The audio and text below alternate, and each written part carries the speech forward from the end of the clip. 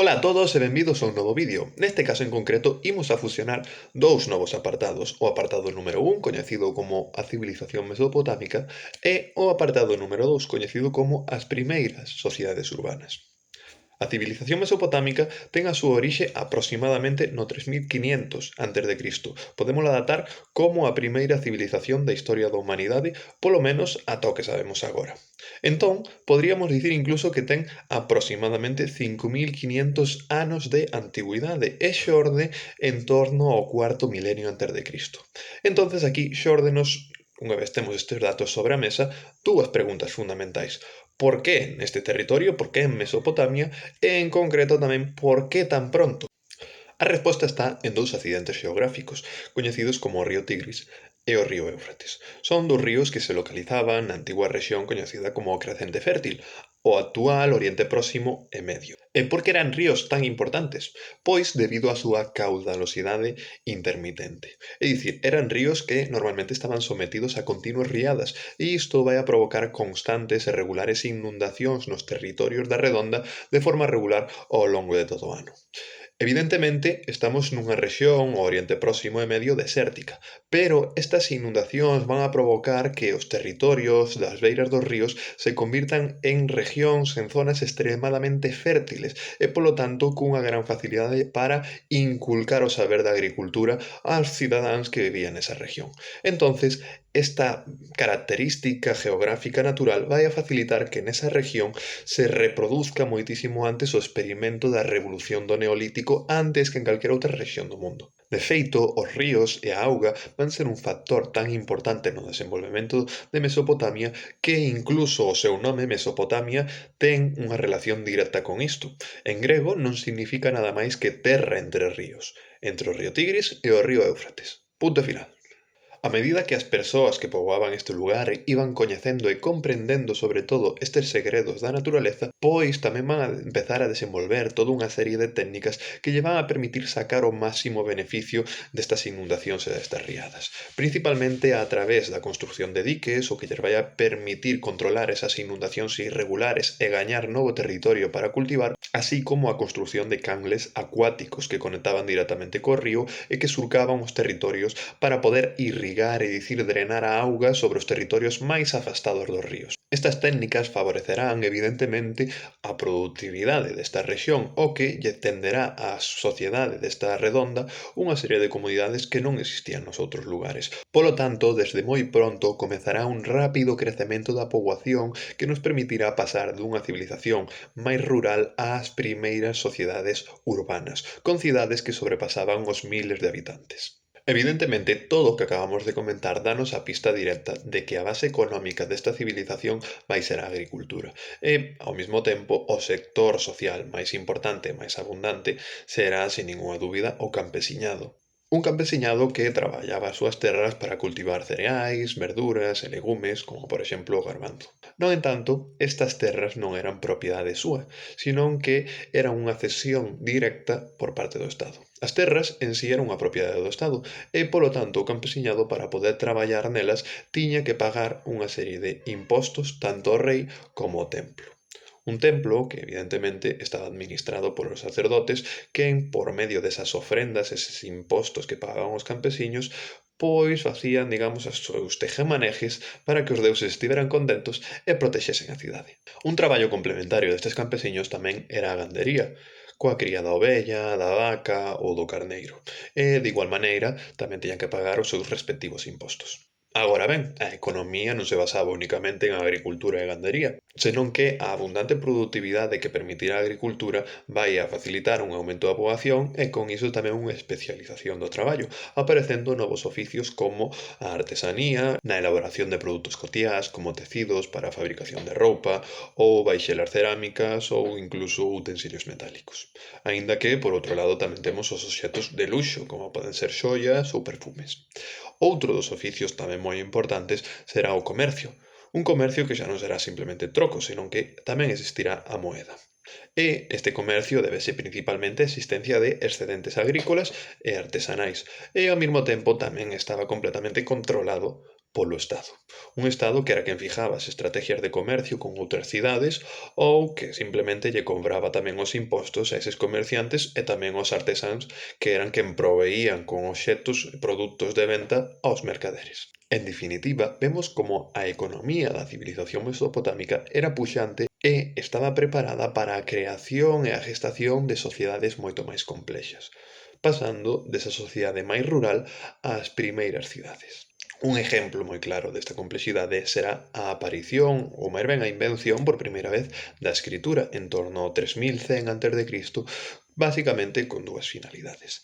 A primeira delas era a xestión de todo o aparato agrícola e financiero, como por exemplo facer as contas, é dicir, levar as contas dos impostos que os campesiños, os artesáns, os gandeiros lle pagaban ao rei ou aos sacerdotes, ou simplemente ter unha orden ou un control das colleitas que se van acumulando ano tras ano. E a outra das funcións vai ser basicamente a elaboración da lei, é dicir, deixar constancia do que é legal e do que non, o cal é un dos primeiros indicios de que estamos ante unha civilización moi complexa e refinada. Tal vez a aparición da lei, é dicir, dos primeiros códigos legais, así como da escritura, sexan os mellores exemplos para atestiguar a complexidade da civilización mesopotámica. Por mencionar un destes códigos, temos, por exemplo, o Código de Hammurabi, escrito en torno ao 1750 a.C., e no cal se recopilan toda unha serie de leyes das cales os cidadáns podían cumplir ou non. É dicir, tendíalles a esas persoas da civilización mesopotámica uns deberes e uns dereitos, así como tamén reservábase uns delitos para aquelas persoas que incumpliran a xustiza, que incumpliran a lei. Algo tamén moi importante destes códigos legais é que se lles facía creer á poboación que estaban directamente revelados polo deus. No caso do Código de Hammurabi, era o deus do sol, Shamash, quen lle tendía de maneira directa as leis ao rei Hammurabi, o cal non era máis que unha estrategia política para manter o control e o orden da súa poboación, xa que se garantizaban que esas leis tiveran un tono sagrado e que a poboación as respetase basicamente por medo á furia dese dios. Olvidándonos destes exemplos e volvendo ao plano da organización política e social destas sociedades, quedáramonos en que os primeiros núcleos poboacionais que se van a dar na Mesopotamia van a ser cidades, e a forma de administrar estas vai a ser a través do que se coñece como a cidade-estado, que son organizacións, entidades políticas que teñen un goberno propio, que son completamente independentes con respecto a outras cidades e que ao mesmo tempo van a ter os seus propios deuses. É dicir, non temos un territorio unificado que sexa un reino ou un imperio, senón que son pequenas cidades dispersadas polo territorio e cada unha delas independente. Entendedio como se, por exemplo, a cidade de Santiago de Compostela, da Coruña ou de Madrid foran completamente independentes e non existise a entidade de España. Estas cidades-estado van a estar dirixidas pola figura do caudillo, é dicir, un xefe militar que, entre outras moitas cousas, controlaba directamente o exército, o que lle permitía, e de feito vai ser algo moi común, enfrontarse contra outras cidades-estados co fin de conquistalas simplemente para facerse con máis terras de cultivo, facerse cun maior control da auga e, en definitiva, todo iso vai ligado a unha maior potencia agrícola e, a fin de contas, gañar máis poder. Esta última tendencia, de feito, é o que acabará provocando que esa entidade da cidade-estado que nos acabamos de definir, pouco a pouco vaya desaparecendo debido a que unha delas, unha cidade-estado, se sobrepoña sobre as demais, as vaya conquistando progresivamente e se acabe convertindo nun imperio. Dentro da historia de Mesopotamia, que son miles de anos, como xa comentamos antes, é dicir, dende o 3500 a.C. aproximadamente hasta o 500 a.C., pois principalmente imos a destacar 4 civilizacións. A primeira delas que é a civilización sumeria, que ten unha cronología entre o 3500 a.C. e o 2300 a.C. Aínda non vai ser un imperio, senón un simple territorio cunha cultura en común, pero que a forma de organizarse políticamente eran esas cidades-estado que comentamos. Agora ben, a próxima civilización, a coñecida como o Imperio Acadio, que transcorre entre o 2200 e o 2100, que basicamente sucede á civilización sumeria por dereito de conquista, sí que xa se pode considerar un imperio. De seguido, A terceira que imos a destacar é o coñecido como o Imperio Asirio, que transcorre entre o 1500 a.C. e o 600 a.C. E finalmente temos o Imperio Babilónico, entre o 500 a.C. e o 600 a.C. Con todo, tamén temos que dicir que estas catro non foron as únicas civilizacións que existiron ao longo e ancho de Mesopotamia, senón simplemente as máis importantes. Aínda que, indiferentemente de que tratemos os sumerios, de tratemos os babilonios ou os acadios, todos van a ter unha organización social moi parecida, que é unha sociedade xerarquizada. Que quere dicir unha sociedade xerarquizada? Pois un tipo de sociedade onde os estratos sociais, é dicir, os grupos dominantes e non dominantes, divídense en relación ao seu poderío económico e político. Tendo en conta isto, podíamos dicir que na cumbre, na cima desta civilización, vai estar, evidentemente, o rei. O rei que ocupaba, aparte do cargo de rei e, polo tanto, líder do exército, tamén o cargo de sumo sacerdote, polo que o seu cargo vai estar xustificado, en teoría, por unha elección divina. É dicir, son os deuses quen o apuntaron co dedo e o escolleron. É o que se coñece tamén como unha providencia divina.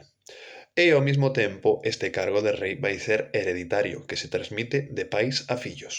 Por debaixo do rei estaban os estratos sociais da nobreza e dos sacerdotes, quen teñan unha ampla influencia en canto a toma de decisións dentro das cidades, basicamente porque ocupaban cargos de especial relevancia, como por exemplo dentro do exército, dentro do sacerdocio e dentro de temas administrativos e dentro do funcionariado.